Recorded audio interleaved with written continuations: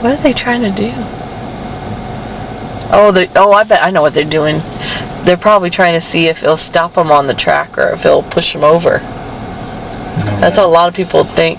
They don't know if it stops them on the track or if it pushes them over. Somebody just interrupted. I know. See, these people just live there. Like, hurry up, you stupid people. All right, now Dad's got it completely in neutral, and we're rolling. And we're not on a hill. They were just going, rolling. Okay, we're gonna start over again.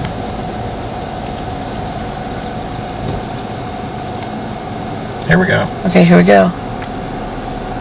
I do feel somebody, don't you? Ah! There you go!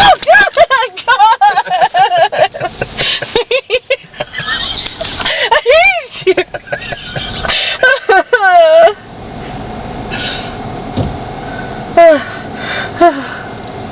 Here we go again.